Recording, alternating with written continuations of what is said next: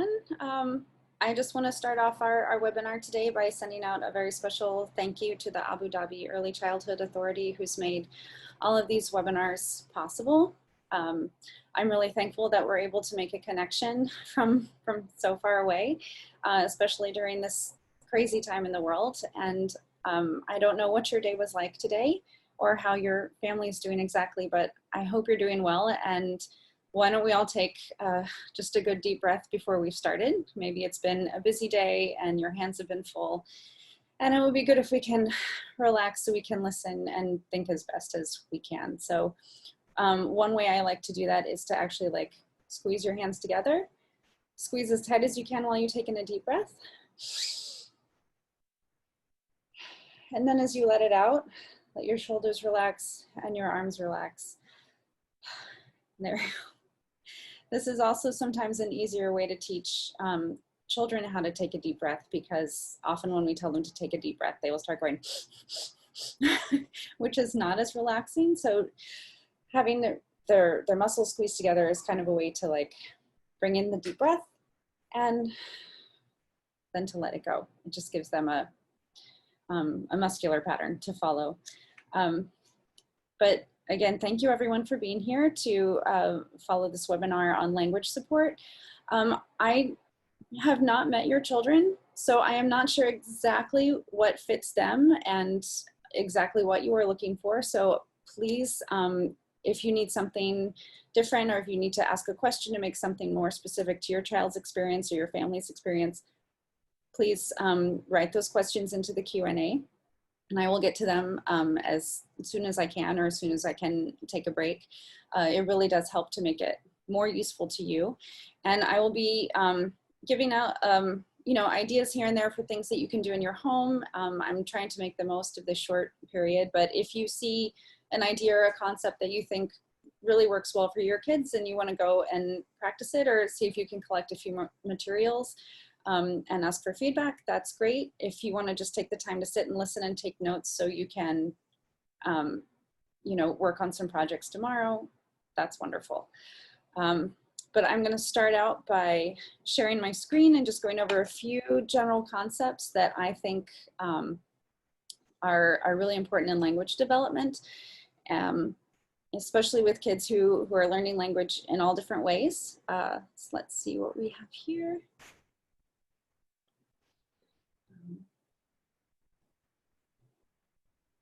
See. Okay, so I think one of the very, very important things we need to remember is to always be practicing language at all levels. We have a tendency to like want to push for the highest skill that we can get to, and that can be really important. We do need to introduce new skills, and we do need to encourage our kids to put in some effort and to try something new. But all kids need to practice language at different levels. So they need to continue practicing language at an independent level, at a level that's very easy for them, and the instructional level where they're learning new skills. And one way I like to think of this that I think we might all understand is, I'm a native English speaker, so when I'm speaking in English, I don't have to think about the words, I don't have to think about the grammar, that's all very automatic. So that means that I can focus on nuance, fluency, jokes, metaphors, like all the other different things that language opens up. I can, think about being funny or being specific or whatever. When I'm practicing Spanish, where I'm still learning a lot of rules and a lot of vocabulary, it's very, very difficult for me to get the whole meaning because I'm just focusing on the words and the sentences and realizing that I missed sentences and getting frustrating. And I've also noticed that I have about a 2-hour window in Spanish. And after that, I might have been speaking in the afternoon with somebody and they believe that I can understand them and we're communicating, and then my brain will just stop and it's too tired to go any further. And then that same person will think, gosh, she didn't answer me. All of a sudden she's not speaking to me. And people have thought that I was being rude or ignoring them. And it was really just that I got too tired at the instructional level. so we can keep this in mind for our kids. It's really okay if they have simple language activities. Those can still be very rich and wonderful activities for them to learn from, while they're also practicing some of these skills that are a little bit harder. So it's good. It's really good to be able to go back and forth. And so one also really foundational, if you take anything from this webinar, I think it's very important that we realize language must be attached to a real experience. When we give children a lot of vocabulary that's not focused on something that they can say, ah, this word goes to this object. This word goes to this feeling. That's a match. That's what that means. They have to have something real that they can sense that goes with the word. Otherwise, the word is kind of a wonderful sound. And I've known a lot of children. There's one child in particular that I may refer back to a lot, because I think this was a particular factor in his language development. He was very articulate, could put together wonderful sentences, and had a lot of ways of introducing himself and interacting verbally. But it was very hard for him sometimes to connect some of those words to his real experience. And I think that made him hard for him to tell people how he actually felt sometimes. So there's also been quite a lot of research where children's language comprehension and reading, when they are at the, when they get a little older and they're starting to read and trying to understand what they're reading, if they don't have a lot of physical experience, if they're reading a description of mountains and they've never seen a mountain, or if they're reading a description of, riding in a car and they've never ridden in a car, it's very hard to comprehend that. So I would focus on, like, all those sensory experiences really are important to language. And I think one of the important things for us to remember is that when we're talking about stories and myths, those are all wonderful things. Like, I think children should know all the cultural stories from the place that they live. They should know stories of their family history. They should have, like, myths and fairy tales and pretend things. I'm an artist, so I don't think we have to, like, say only facts are allowed. But it is something to remember when a child is hearing all this language. If they're not sure of, are they talking about something that's happening now? Are they talking about something that's real? Are they talking about something that's pretend? It can be very hard for a child who's just learning language and who might not have a strong concept of the difference between reality and pretend, to put those words into context. So I think it's very important just to think about, what is your child's concept of the world and what does it encompass? And for some children, that's going to be the very present moment, just really what's right in front of them. And it's wonderful to make, like, creative language out of that, and to practice language that's based just on what they can experience. And as they get older, we can focus on, like, yes, this is what we're touching today. This is what we touched yesterday. This is what we're going to touch tomorrow. This is what your grandfather touched many years ago. Those concepts are very abstract, and it's so many concepts at once that it's really okay to start simply. You're not going to be doing them a disservice by letting them focus on what they understand and attaching the language to what they already know. Yeah, and I also, I note on this slide that collecting materials for sensory play from places that you've been can be a great way to connect maybe the past and the present, or things, collections of things that we like. So if you have, like, a box of things that, we went to a playground and we got some rocks, or we visited grandma and, we brought something home from grandma's house. That's just a reminder, this belongs to grandma. We saw her yesterday. That can be really helpful to have those things around, just as an object and a reminder of what you're talking about. Give it some context. Let's see. And so in this, as I'm going to give you a couple of examples of a couple of sensory bins of objects that might be more helpful for this beginning attaching the language to experiences, so that we can talk about them. I'm assuming that some of you have played with sensory bins or made a sensory bin for your home, or maybe have seen them at your child's school. So it's just a bin, you know, with a high side so things don't fall out and make a mess.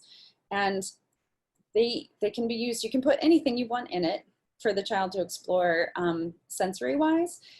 They're really going to, you know, enjoy all the different textures, and they're going to be able to like work on their sensory integration. But when we're working on language, I start to get very picky about what I want to put in them.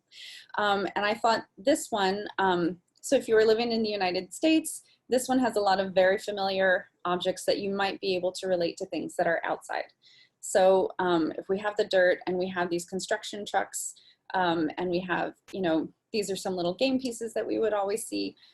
I don't know if they're as familiar where you are, but you might have suggestions of what your child would see every day that you could put a representation of into the box. This way, these things are recognizable. Your child can like call this a truck and then see a truck outside and like, ah, that's kind of a truck. It's a bigger truck, but it's kind of a truck like I have. This is going to make the language a lot more accessible. And I also would make sure to not, one of the ones that I like, things that I like about this sensory box is that it's very, very simple. It does not have 1,000 things in it.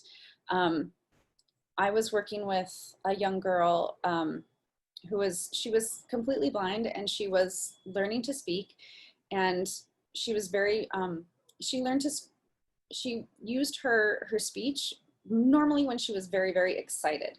So I knew we had to have something that was going to be somewhat stimulating, that was exciting for her. So what we did was we just used the sink and filled it with soapy water, and I had 3 or 4 objects that I would put in there whenever she came to the art room to visit. And we repeated a lot of the words over and over, but it was very familiar to her. Like, you know, she would splash and I would splash, and we would talk about like, oh, I'm splashing, I splashed you, I splashed me, like, did you feel the water? And she'd be like, yes, you know, like it's on my face. There were so many opportunities for us to use these very, very simple things to stretch out the vocabulary, make jokes, talk about it being funny, talk about what was, you know, what was uncomfortable if she couldn't find something or if her hand bumped something. So there was a lot of expression in there, even though it's a very simple setting. And I think if there had been too many objects, it would have been confusing for her. It would have been a little overstimulating. I think it was reassuring to her to be able to find the same things over and over. And that repetition can be so important. So even though this was a very simple setting, and I like this about this one. It's very simple. It has a lot of nice textures. It has natural materials. I always feel that natural material like sand and rocks or wood are much more pleasing and actually seem to activate a lot more interest from children sometimes than the plastic, because it just doesn't have as nice of a texture. Also, like everything has a different weight. Engaging all of those senses is really important. So then I have another example of, so this is another example of a sensory bin that I found online.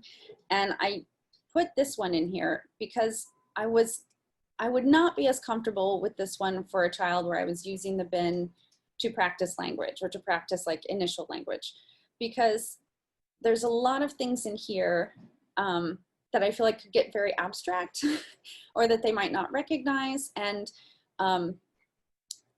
you know, like obviously there's nothing wrong with the child's curious about outer space and they love outer space, you know, like why not talk about astronauts?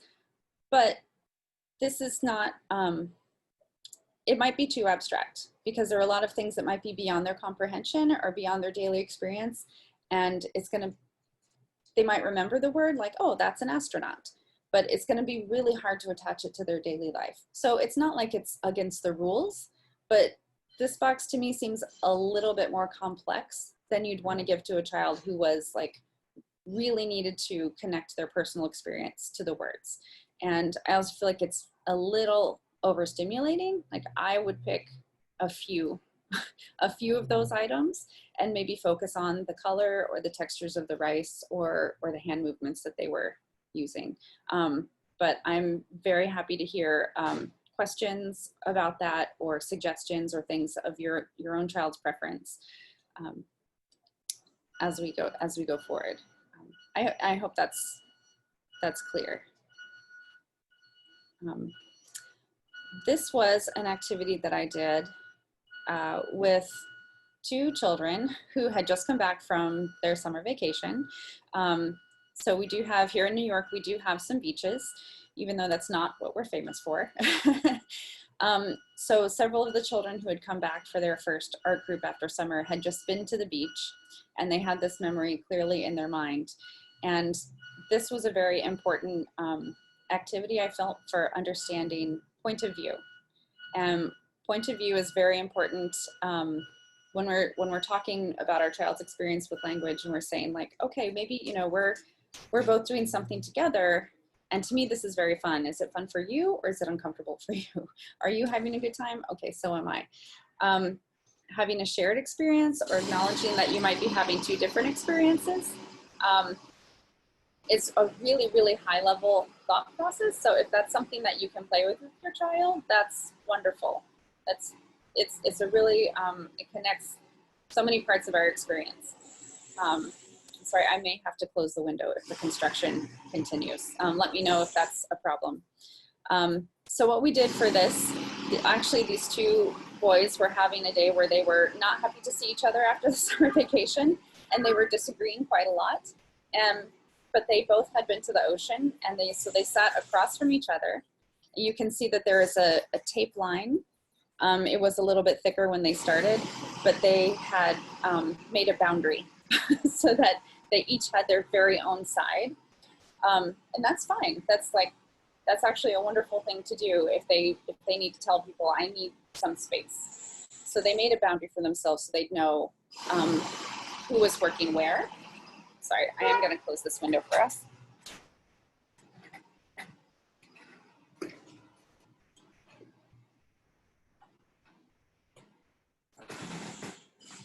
Hopefully that's a little bit better.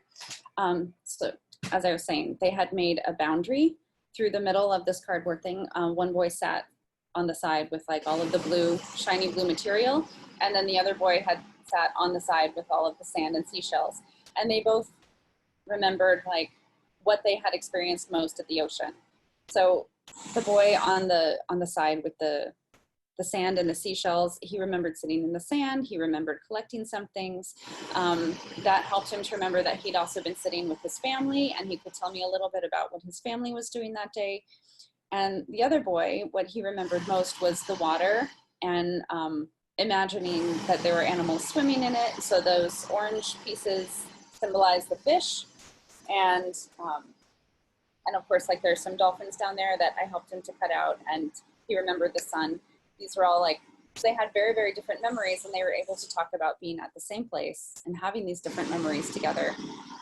And also having very different moods. They also expressed that like the boy with the sand and the shell said that he wanted it to be a very calm morning. He wanted things to be very still.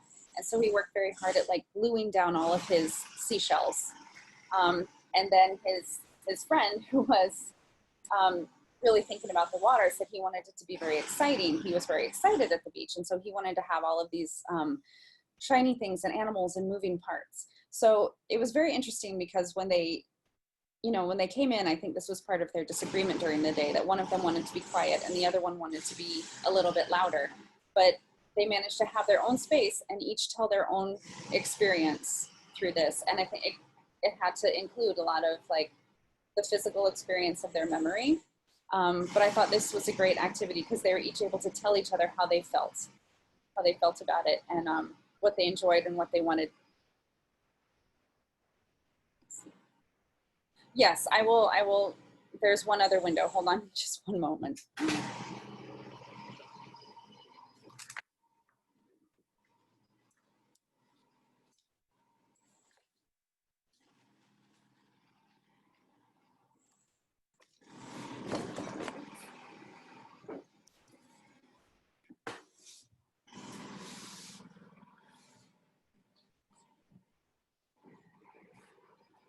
Okay.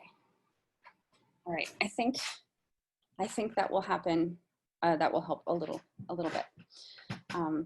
So this is something I think that could be done, you know, if you have siblings in the house and they're having a hard time communicating, or if you just want kids to talk about, like, what did we do yesterday? What did we do when we went to visit that person? What do you remember touching and feeling? And this is a great way to share experiences and realize we were both in the same place and had a totally different experience and different memories.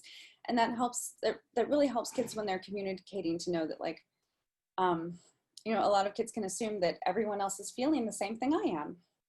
You know, they don't know yet that that's not true. So that can create a lot of misunderstandings. And so this can be really helpful to create some kind of conflict resolution or just to share memories in a happy way. And it's a great communication support. Let's see. And this one was sort of a research project for us. I was working with two boys. I was working with the boy that I mentioned, who was very, very, very articulate, but was sometimes having a hard time connecting language to his own experience and his own feelings. And I'll tell you a little bit about him. He could speak very, very clearly. He picked up vocabulary very, very, very easily. And, you know, there's a wonderful thing that his mom taught him. She had taught him to tell all of these jokes, these very simple jokes that he could introduce himself with. So he could go to, walk into a room where he didn't know anyone and just tell a joke. And, you know, instantly then people would respond or try to answer, and he'd have a way to be comfortable, and other people could be comfortable with him and understand what he was saying. So he had a lot of great conversations with people this way, and it was a really fun and wonderful thing. But I also noticed sometimes he'd be working with art materials, and he would be talking and talking and talking about his favorite words and how they're spelled, and his hands would stop moving, and I realized, okay, we're only in one part of our brain now. We're using the words, but they're kind of detaching from what we're actually doing. So I would say, okay, Jonathan, like, what are your hands touching? And you could see him shift gears. All of a sudden, his voice would get very slow and very deep, and he really had to concentrate. It was like he was going all the way back down into his body and putting his hands on whatever he was working with, and he'd say, it's very sticky. There's a lot of glue. And I'm like, yes. Like, yes. How does it feel on your hands? It's so sticky. You're right. I feel it being sticky too. And I really worked to try to, like, help him focus on, like, what are your hands doing? How are you connected to the things around you? Also, Jonathan couldn't see, so it was really important for him to be able to find contact through touch. I picked this example of work that I did with him and a friend of his who was also blind, because this was an example of how difficult it was for him to make a picture of the world from all of this vocabulary without having a context or a picture of it in his mind. So he would say, you know, this was again, like, we come back from summer vacation and all of the kids and the staff are talking about, oh, I went to visit my family here, you know, at the beach, and I went to visit my family over there in the mountains, and I went to visit my family in the desert, you know, down here. And it was, both he and his friend had a very difficult time. They're like, where are these places? How did they get that? How far away are they? You know, can we go? And they didn't have a way of putting in their mind all of these things that they were hearing. They were just kind of floating around, and they couldn't build concepts around them, and it was getting very confusing. And he was very, very obsessed with, like, how do all these things fit together? So we made this giant cutout cardboard of, you know, part of the United States, and then started to be able to feel it and think about, okay, this is where we are in New York. We made New York with all the little beads. So we started making, marking some of the cities with beads. We put in the major highways because people were talking about which highway they drove on. And then we could say, you know, if you go far enough down here, you'll get to Florida. I also started helping them choose different textures that we could add to show different climates that people were traveling to. So we had the sand for the desert. We had a lot of rice for places where they grow crops. I mean, I was just using whatever we had. So I would love to do this again with different types of supplies. You see all the clay pieces are supposed to show mountains. And this went on for weeks and weeks. We would meet once a week all together and like retouch everything that we'd made before. And we would, you know, talk about like, yeah, that's where, you know, Sandy went to Florida. You know, this is how she got down, follow the highway. And then talking a lot, once we had this, it was a little bit easier to talk about scale, about things being far away and how long it would take to get there. And this was really helping them to put in a few of those concepts that they were missing. Another thing that we did, which is like one of my favorite memories, which I don't have a picture for, unfortunately, is that both of these children who couldn't see and several others that were blind also could not have a mental image of a lot of things like animals.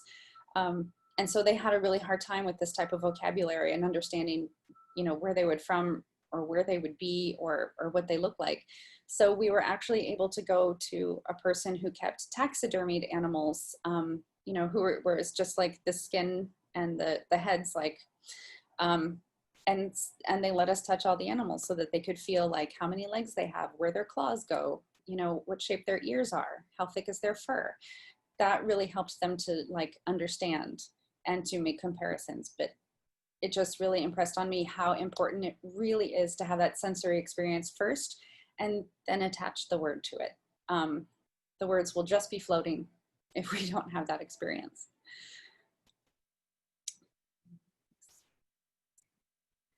All right, so going back just to that idea, so stories in the present moment. And just because we're talking about a simple setting doesn't mean that these aren't complex skills.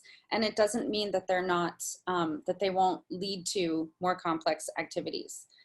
So if we have, if you're just sitting in the moment with your child and you're sitting, you know, maybe on something that's soft or maybe that's something that's hard, you just like, okay, what am I feeling? Like, oh, you know, like it's a really fuzzy cover. You know, I feel like I'm sinking down into the pillow. You know, that door over there is closed. Like, I wonder what's behind it. Like, start with these immediate experiences and notice your sensations, and also notice if you have separate sensations. You know, maybe it's uncomfortable to the child to be like wrapped up in, you know, in a big fluffy thing. Maybe it feels like too much is touching them. And so you could say like, oh, you know, I think it's really comfortable, but you think it's very different. You know, you would like to get up from here. Just noticing those things can be the beginning of a story, and the beginning of a memory, because you've shared it together. And so getting back to that, you know, that point of view, you can practice that point of view, which is such a big part of storytelling and understanding characters' motivations, just from understanding your own motivations during the day. Like, oh, I love tasting this soup. Do you love tasting this soup? Oh, you think the soup doesn't taste very good. Like, so we both have a very different feeling about this. That's a great discovery. And like I said before, very higher level thinking skill. So it is, even if you come about it simply, it's still a really, really important work. Let's see. Yes, and describing, oh, okay. Let me go back to this other one. Describing what you think someone else is noticing is also a really important storytelling, even if you're talking about like your family and what they're doing during the day. And it's very simple, like, wait a minute, what is your brother doing right now? Do you think he wants to play a video game? I think he wants to play a video game too. How do we know? Is it, you know, because he's looking for the controller, or I think your little brother is looking for a snack. How do you think he's feeling? That's really good practice. I would go, that's an activity where I would just open the door and see what happens. I wouldn't like put a lot of pressure on them to give a correct answer. You're just opening this is an important question. Let's enjoy this question. Let's keep this question going. just give them as many opportunities to think about it and to narrate it as you can. And I also will often tell stories about children while they're sitting next to me. Occasionally they don't like it, and so if they look uncomfortable, I can say, "Oh, I'm sorry, you don't want me to talk right now." But sometimes you can tell they start listening. So if I might just say like, "Oh, you know, Jonathan came in today and he wasn't really feeling like working. I wonder if maybe he was tired. Maybe he'd like to put his head down for a minute. Gosh, I wonder what made him so tired today. Well, now I can see he's decided to go and get some work, and we're going to go. Oh, I'm so curious about what he's going to find." Sometimes they'll notice that you're talking about them and they'll get a little bit excited about it. And it's kind of nice to have an audience. And like I said, if they don't enjoy it, I'll just say, "Okay, you want some privacy," and I'll back off. But it is one way for them to notice that, to see themselves and have that reflection and have words for what they're doing. I would say then, also, once you have like this sort of routine about making little stories in real life and in the real moment, it's really great to have maybe drawings or photos of the things that you had talked about before. This is making it a little bit more abstract.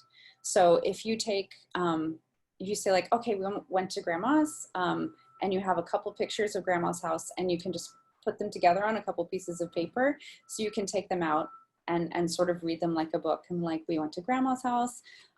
This is what grandma made. Like, what else did we do at grandma's house? What do you remember?" Or, you know, "Did we sing a song?" This way we can have a story in the context of their life. And now we're making it very, very, it doesn't seem very abstract, but it is very abstract in those initial conversations to be talking about something that happened before that's not happening where we are right now. And to be able to organize it in your mind. That was before, it's not happening right now. This is what's happening right now. And maybe in the future we will go to grandma's again. What would we like to do next time we go to grandma's? Those are really essential concepts, and they're not always easy to get. So if you have any questions about that, or how that would be relevant to your child, or how to make it more specific to them, like, you can put the questions in.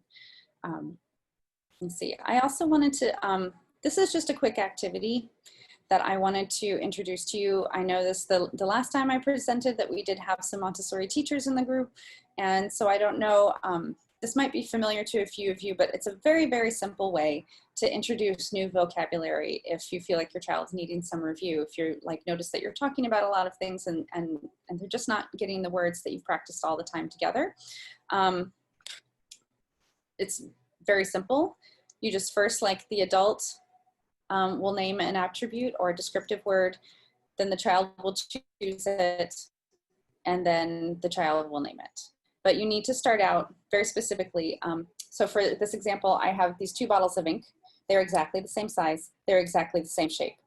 The only thing that's, they actually are also about the same weight. So the only thing that's different about them is the color. Now, if one was a different size and a different color, and I said this is blue, it might be hard for some children then to realize if I'm describing the size or if I'm describing the color. So this is why it's very important that you have like just one difference. That way it's easily observable to the child what word it is, what word is going to which attribute. So if I say, you know, and then we just have some fun. So like, this is the blue ink. I have the blue ink in my hand. Would you like to hold the blue ink? What are you holding? You're holding the blue ink. This is the red.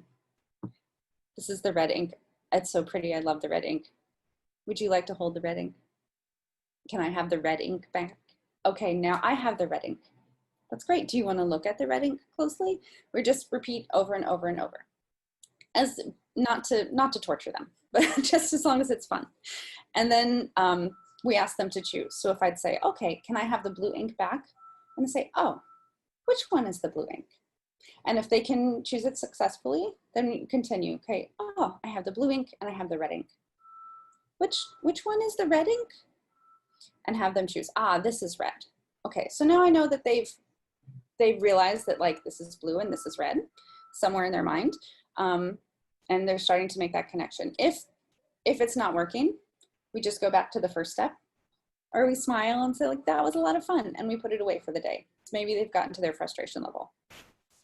If the second step, if they're able to easily choose like which one is red, which one is blue, then we can start asking them, would you like to hold this? What are you holding? So I'm not saying red anymore. Now it's up to them to say red, and they have to remember the word, bring it back up, and pronounce it and say it. And so they've done all the work now themselves. They can say this is red. They can say, oh, I was holding, I had the red ink and the blue ink. Wait, what was this? Would you like to hold it? What are you holding? You're holding the blue ink. So, and you can see I've also used the word in a lot of different sentence structures. So we're placing the word in questions and statements. So that's also going to be a lot of really good practice. It's a very simple thing. You can use it with things in the kitchen. You can use it with things, that you find outside, just as long as you're focusing on one attribute. This is just one way to really simplify vocabulary for kids who who are very young or just really need that extra reinforcement. And there's a website down at the bottom of this slide, the MontessoriNotebook.com. They had a lot of references. If you would ever like to go to that website, they have a lot of very good isolated language activities that you could try at home or make for yourself at home. Let's see, and go to this next one. So these are also some very simplified activities that you can do, which you might already be doing. I just wanted to mention them quickly because, again, they are deceptively simple. So there's an object-to-object matching activity on the left. And this activity, is mostly sensory perception, just being able to notice the differences, being able to notice all of the things that we want to describe later. And on the right, there's an activity that is matching an object to a picture. And again, this seems very simple, but there are a lot of very important concepts in there, and you're now making a very concrete sensory activity into an abstract one. So it really is a big jump. There are tons and tons of activities like this that you can order pre-made, where they have all the little objects in the pictures, and it's very easy, and certainly a wonderful thing you can do with your kid if they like it.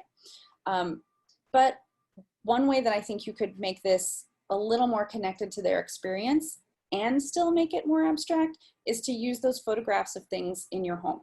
So again, if you go for a visit, or if you even make a book of photographs of things from your house that are your child's favorite things or things that they don't like, and put them all together, that might be an easier way. And they could even carry them around and say, oh, this is the picture of the chair. Oh, this is the picture of my, my dad's shirt. This is the picture of the lemons, and place them on the things in the house. I think that might actually help make it combine their concrete experience and the abstraction. And that might really help them to be able to realize, a lot of these words that we have stand for something else. It's not necessarily happening right now. It stands for something else.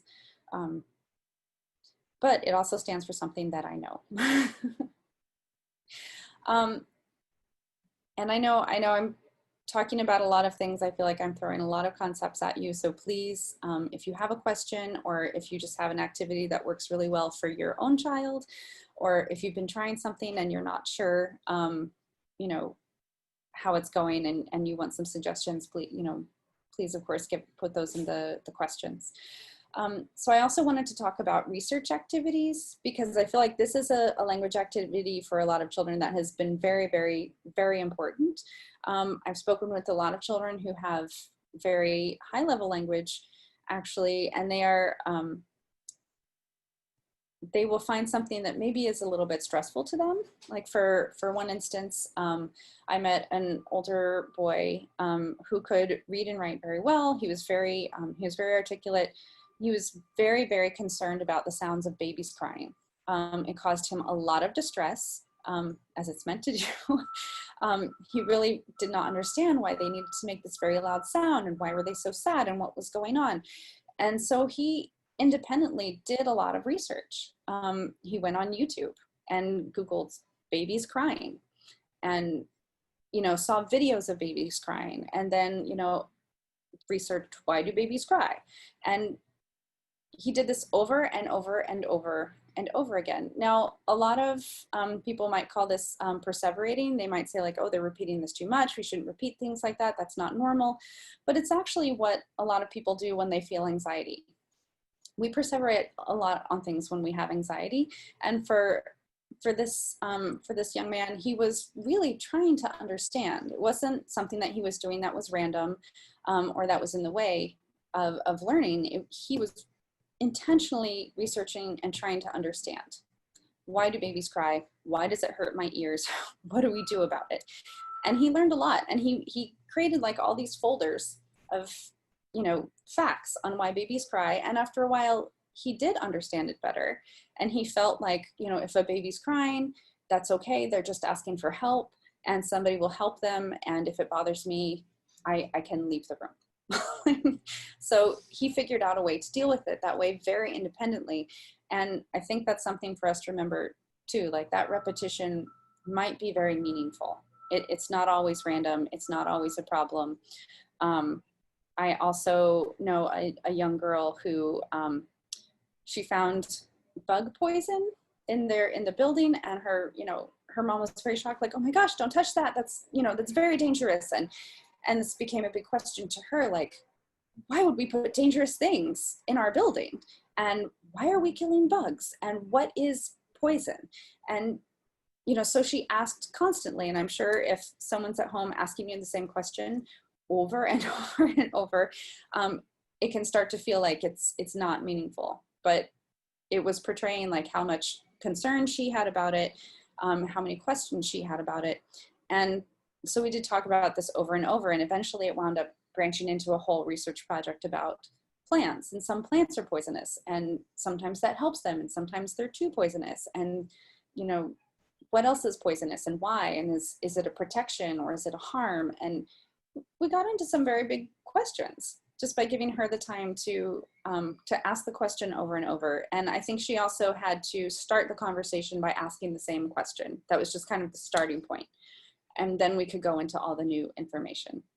So I just wanted to add this because I think sometimes this, these research activities are sometimes seen as something that's, you know, a waste of time or like not something they should be doing. And I think you really can encourage it. I think sometimes there's the worry that like, oh, if we encourage this, they're just going to keep asking the same question over and over forever. And it probably will go on for a long time, but it can be very meaningful. They can get something out of it. And you could learn a lot also about what they're thinking and how they're thinking. And it could even lead to a new interest.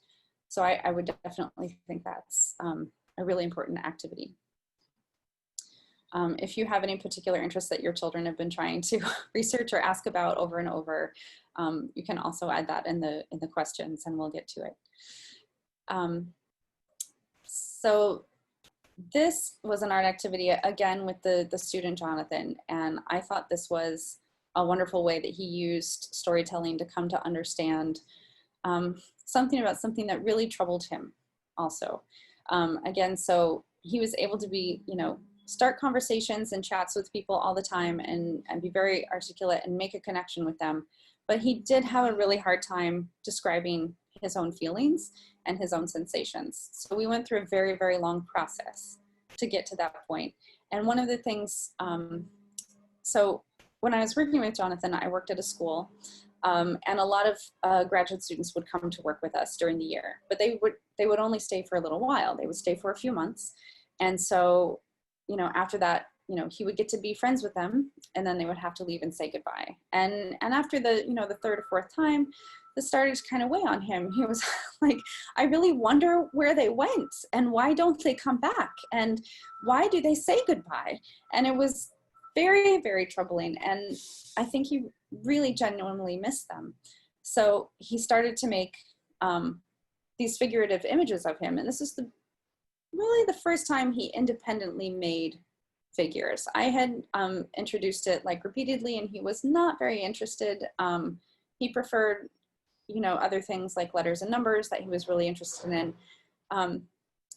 But this really made him think like, I want to remember, you know, my teacher Lauren.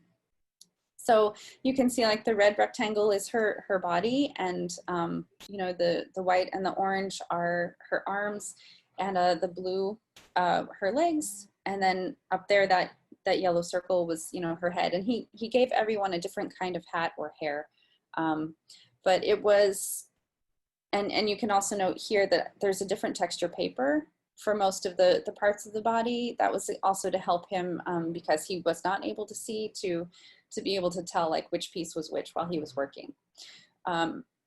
So he made this image of Lauren, and it really clicked with him, like, this is a picture of her. This is like how I'm remembering her. And we got to have this incredible conversation about what it was like to remember somebody who's not here anymore. So when I'm telling you about, like, first, you know, we have the real experience in the present directly, and then later you have the step of telling your child, like, oh, what did we do yesterday? What was that like? What do you remember? What's in your mind now, even though they're not here? That's a huge revelation. So he was like, yeah, I remember, like, these are the projects we worked on. You know, I would see her on Tuesdays. Like, he would bring up all of this information, and he would also say, like, I'm feeling sad that she's not here. And he was able to use this to connect to his own feelings. And then he would also make up a lot of stories of where he thought Lauren went. So we could say, well, we actually don't know for real, but we can imagine where she might be. And so he would imagine her doing some things that were very realistic, like doing some homework, or maybe working at another school. And then he also was able to joke and make up things that he didn't think that she would really be doing. Like, you know, maybe she went to Brazil, maybe she went to and so we could joke about it and laugh, knowing that those were kind of unrealistic, because we're working on this very simple level of language for him. But also to say, like, we're kind of sad that we don't know. We're just kind of, it's kind of sad that we don't know where she is. So it was amazing. And then he used this again, like, he made a complete collection of all of the teachers that had come to work in the room that had visited for a while and left. And so he had like a whole book of all of the teachers, and then was able to use each picture to say, oh, this one was Jennifer, and this is what we did with Jennifer, and she was here the year I was in this class, and you know, I remember her voice being like this.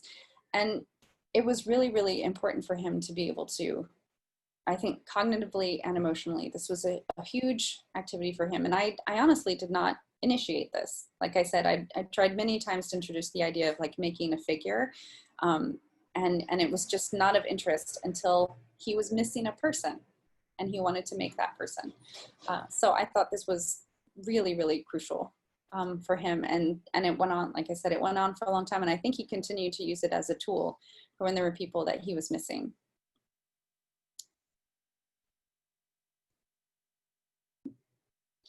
So let me see, are there any, does anyone have an example of something that they work on at home that they might be able, that we might be able to share, or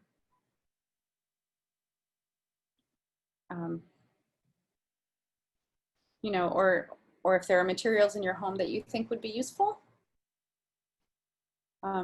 If not, I can continue giving some examples, but I want to make sure that we have a chance and we don't miss the questions. So let me see. I also like songs might be particularly of interest. They're also, it's a completely different area of the brain as well when you're using songs. So sometimes singing can be a really great way to introduce new words and new sensations and new memories. And it can also help children sometimes articulate a little bit better. But it is, yeah, songs, if you have any favorite songs, you want to share them on the chat, I will share them with everybody else. They're also a great way of sharing like cultural history and cultural experience and family experiences, because they're passed down. So we have that sense of continuity. So always use those. I have noticed that a lot of times I'll have a child come into the room and they will start singing or humming, and I can sort of recognize the tune, but I can't understand the words. And I'm not sure why this is, but they will have, I don't know if like when they're singing it to themselves, like they don't, it doesn't seem necessary to pronounce all of the words, but if I can sing along with them and sing the words, they will then start pronouncing all the words and sing along with me. It's just an interesting observation that I've made, but I think like singing along with the children so that they can hear your pronunciation and they know that you're sharing the song is very important. And that's, yeah, I'm seeing two, yes. Yes, storytelling is also very effective. And I think this is important. I know that this webinar is a lot about storytelling, and I feel like I've given like a lot of building blocks for the language that allow storytelling. Because I feel like sometimes we jump to a very abstract story and then it's hard for the child to connect to everything. But I do think, you know, talking about your day as if it was a story is a great way to engage a lot of emotion. I think introducing stories and then possibly making them like translating them maybe to your daily life. Like if let me see, what is a good story that we would do? I mean, if we were talking about, I don't know if everyone knows the story of Pinocchio, but like Pinocchio was a little wooden boy and he wanted to be a real boy and he wound up going through all these dangerous adventures. And so if you could make, you know, little objects, or if you could even have like members of the family play the parts to tell the story, like a little play, that could be really, really fun. And it could make it a little bit more concrete and more personalized. Also, as far as storytelling, one thing that I did not get to put into the PowerPoint presentation was we had a radio theater program at my school. So what that means is that we had, we recorded our voices, we had microphones, and we had sound effects. And then we would tell the story and use all of the sound effects. And this was really great because some of our kids who really understood the story but had trouble pronouncing could work on the sound effects if they were tired of talking. And then other kids who were really interested in talking could focus more on verbalizing. And you know, we would switch roles every now and then so people had lots of practice. But we would have a script and a routine, and we would have the kids build on it little by little. Like, okay, so where is this going to be? It's going to be on a farm. Okay, how many sounds are we going to have to come up with?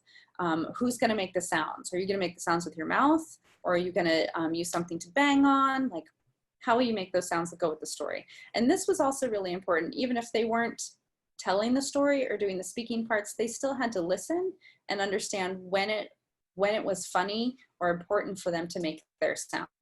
So they're still following the story and getting the feeling of it, which was really good. And we, you know, you get to rehearse when you do theater, so we could repeat and repeat.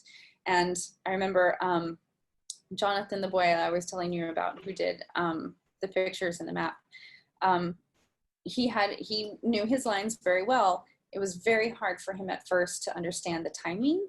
And it was very hard for him at first to understand like the vocal expression, you know, and how he should use that and when he should use it. So we did a lot of practice, and it seemed at first very, you know, like we're telling, you know, just explaining things to him about like the voice, or like, is your character angry? Is he trying to find these people? What's happening? And eventually, like, he got into it, and he was then able to start making the jokes, but he really needed all that repetition to tell that story over and over, so that the environment of the story was easy to understand and the timing was easy to understand. And then he was able to come up with all of these different additions. Also, it was a really nice way for the kids to get comfortable and then share personal stories that made them feel more understood. And I feel like that part of storytelling where we have the creative aspects and we have like a really personal aspect come in, it's like bringing all the parts of your mind and your experience together. It's such an important thing, and it's also something we can't force the kids to do. We just have to give them the environment so that they can try.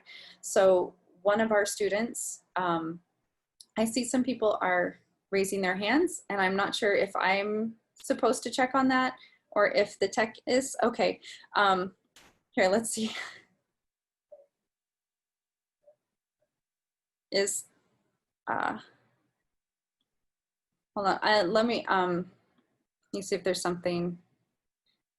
Oh, okay, I can ask them to unmute. So if you've raised your hand, can you unmute so that you can ask your question? Okay. Flor de Lisa, can you unmute yourself, or and that way you can ask your question?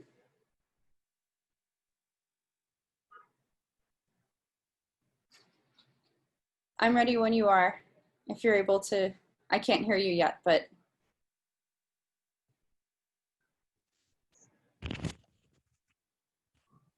Yes, Miss. Okay, hello, you had a question? No, no, I don't have a question. Oh, okay. Okay, and there was someone else who had a question? Oh, Latifa, Latifa Saif, if you can unmute yourself, I can hear your question.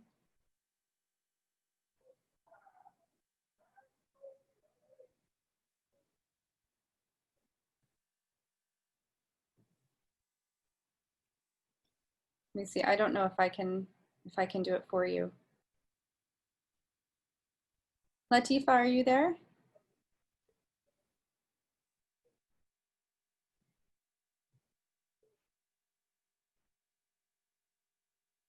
Okay, I'm not sure if she's there right now. So Latifa, if you come back, please put your question, raise your hand again, or just put your question in the Q&A, and we'll get back to it. But I'll just continue with the story that I was telling you about the radio theater. So we did have like this practice of making a script that we made together and was very simple, and that we would repeat and follow until all the kids understood the timing, understood their cues, paying attention to so many things at once.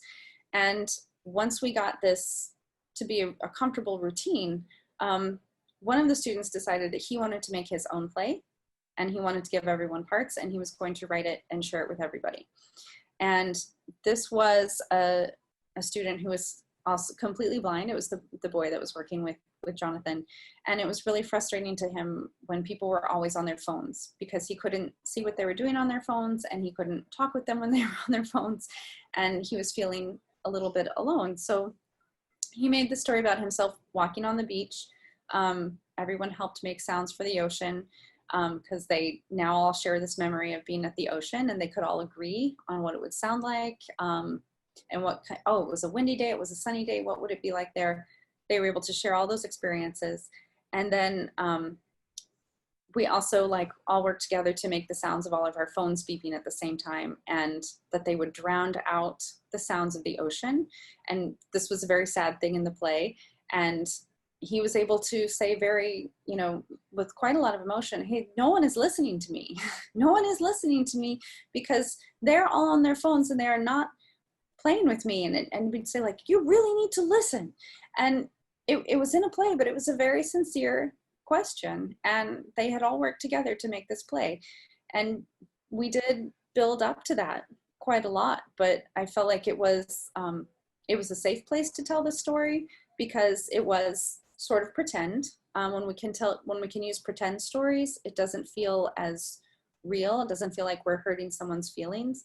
So it's a little safer for us then to be able to express frustration or anger in this way. We don't think we're going to hurt somebody or make them feel bad, but we can still get our point across, which is very important.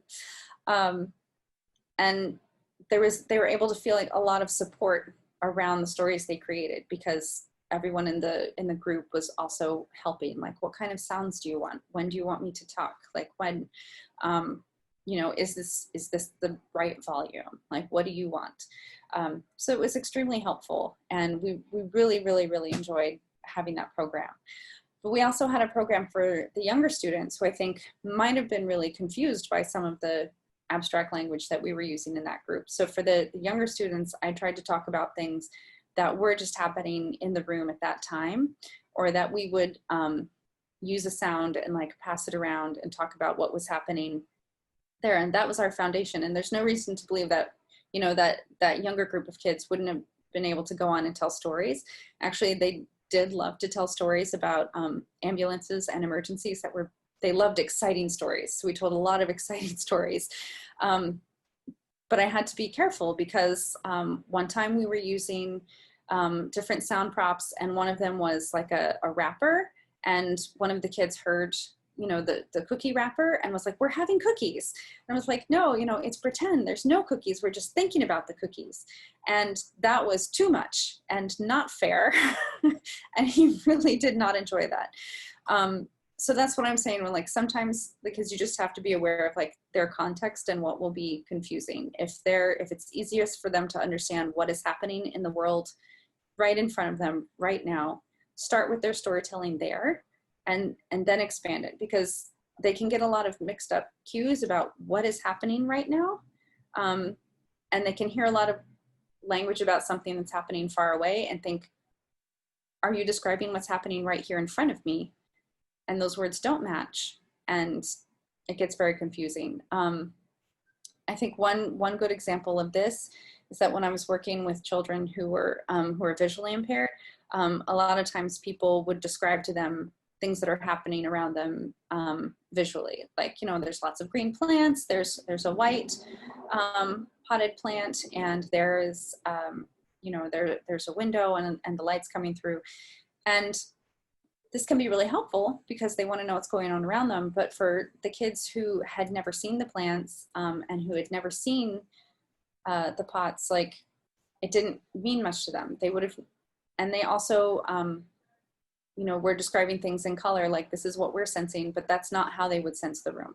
They needed to know how much space was in the room. They needed to know what it felt like to touch the plants. They needed to know if it was safe to touch the plants. So when I talk about like describing the world in the child's context, really look at their point of view. Because if I have a child who's blind and I give them this bottle of glue and I say, this is a bottle of white glue, and what they feel is smooth plastic, they're attaching the word white to smooth. And that doesn't make any sense. That's going to be horrible for them when they hear people talking and the words they're describing aren't matching up with the meaning that they have. So yes, be creative and talk about a lot of different things, use a lot of different levels of language, but when you are matching a word to an experience, make sure you're matching the words to the child's experience, and then you can grow from there. Let's see if there's a question here. Nope, not quite yet. Okay.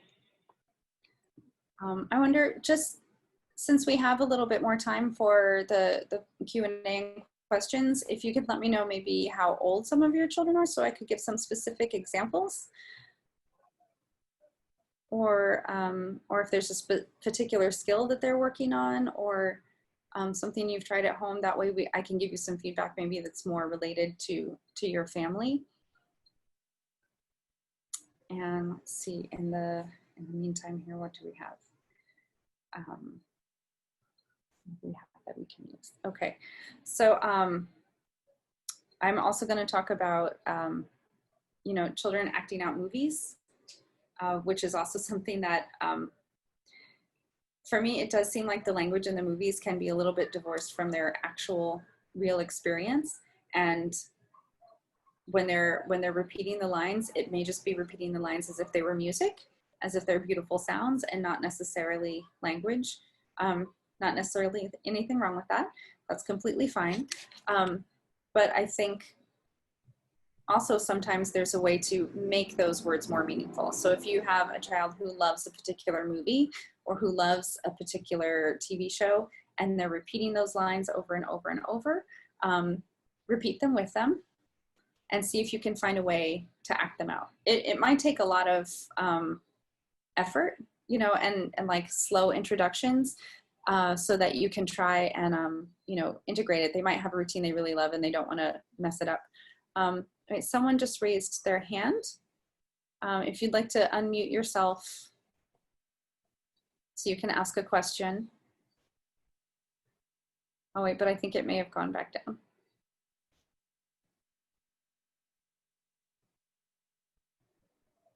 Okay, so you can feel free to unmute yourself or write your question if I missed you. Okay. So another thing that we did is, oh wait, here we have a question here.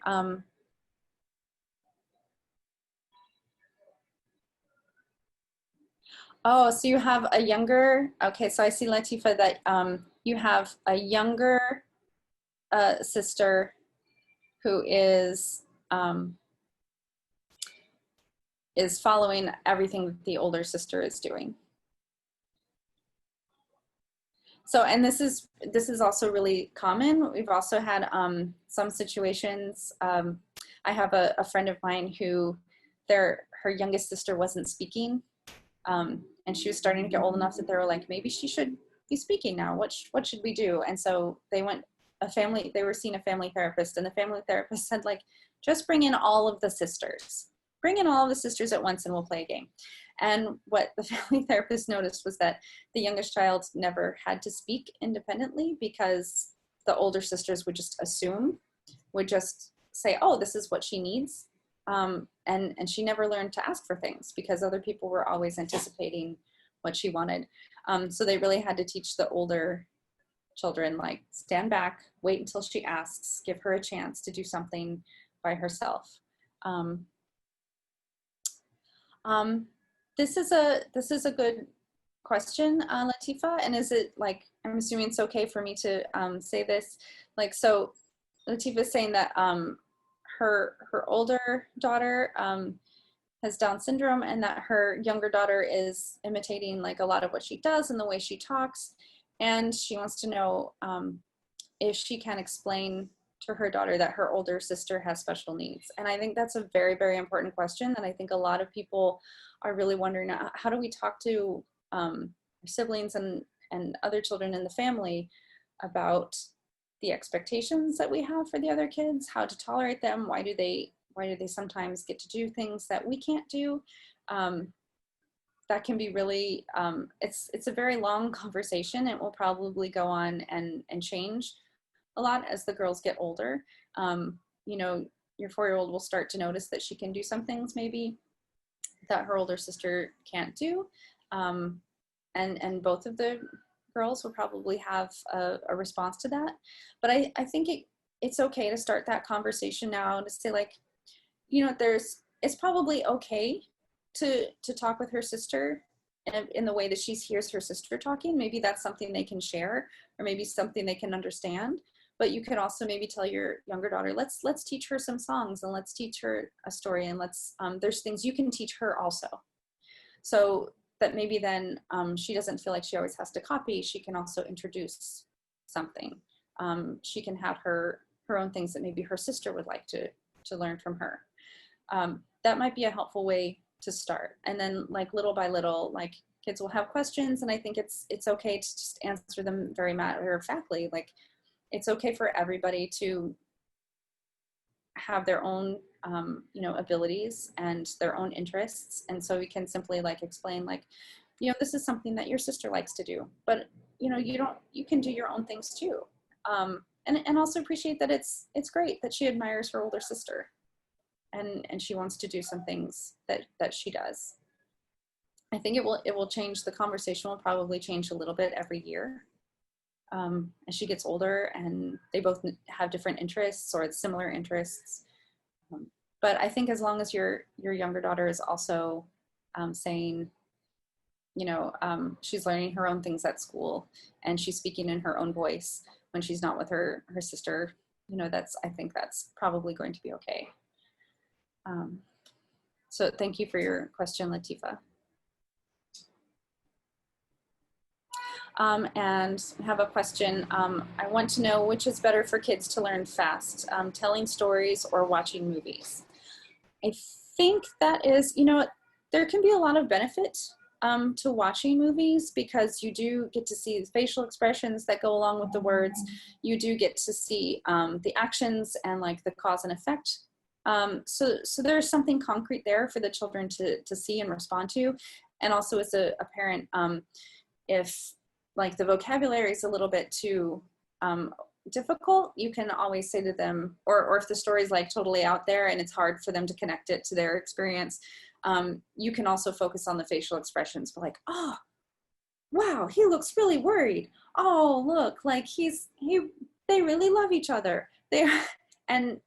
And you can make the faces together and play it out. That might be a way to really, you know, sort of bring it to life for them, and for them to understand like the words of all the feelings, and also like the cause and effect. Like, oh, like that person had a car accident and now they're sad, or you know, these people were sharing, and now they feel really happy. Like, how do we show we're happy?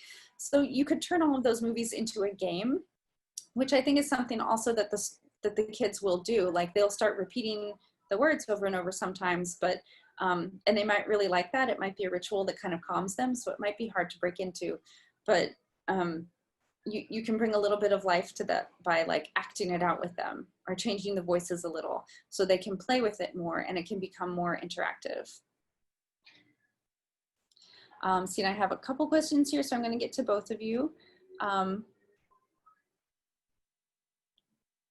So I'll see, so is it easy to teach children in a playful method using rhythmic songs?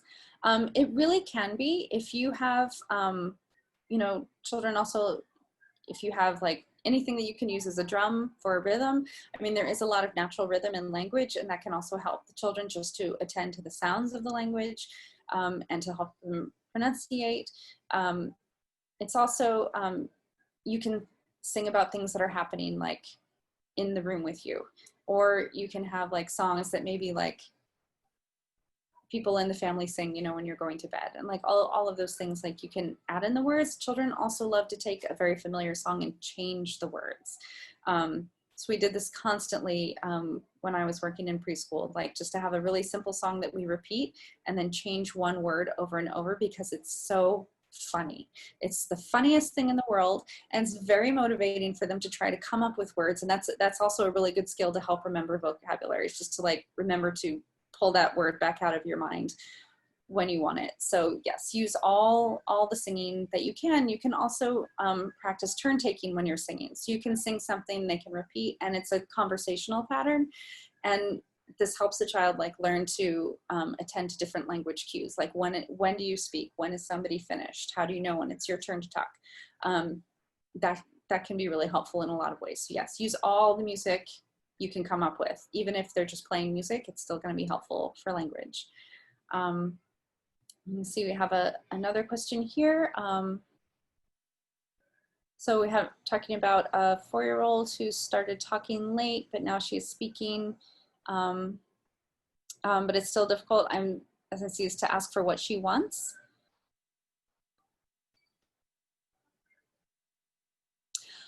Okay, so this might be, there might be a lot of things going on in this situation. So from what I understand from this question, there is a little girl and she's been starting to speak, but at home she will cry instead of using speech. And then she is not always using the right word. Like if she wants water or food, she will say duck or apple. So she might need both a little bit of help with the vocabulary, just reinforcement with that vocabulary in a very casual way. I would make sure you're not doing that at the most intense moment. Like if you're having a moment where the little girl is crying and she really wants the water, and you know she wants the water, this is not the time to say like, it's water, say water. Like I would try when she's really calm and play a game. Like, this is the water. Oh, it's so good to drink. Do you feel like having water now? You don't want water. Okay. Like this is, you know, have like the picture of water, and every once in a while you can ask her, wait, what is that? Oh, it's the water. Okay. Make sure she has some playful, enjoyable ways to practice those words, and that she also knows that, and give her a chance to like hold the water and say like, what do you want? And she can say water. And make it a really enjoyable interaction that's comfortable. I'm wondering if there might be a lot of tension around these interactions. Also, part of it is that like every time we learn to do something that's independent, it can be a really happy, empowering thing. It can also be a little bit sad because now, like, you know, we're not the baby anymore. and so it's okay to recognize that, like, you might also be able to tell this little girl, like, did you want a hug? Do you want a hug? And then you can tell me what you want, because they might, sometimes kids think as they become more independent, they can't have that connection anymore.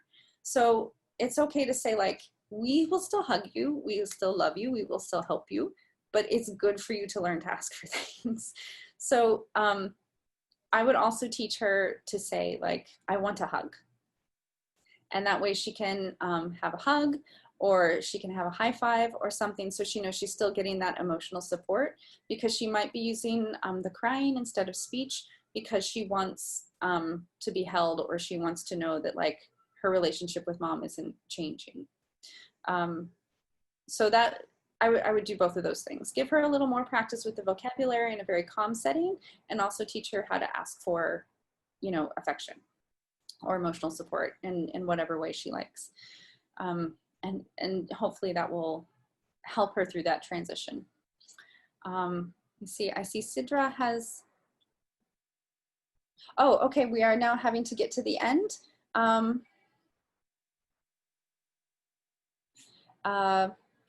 Do we have time for Sidra to ask her question really quickly?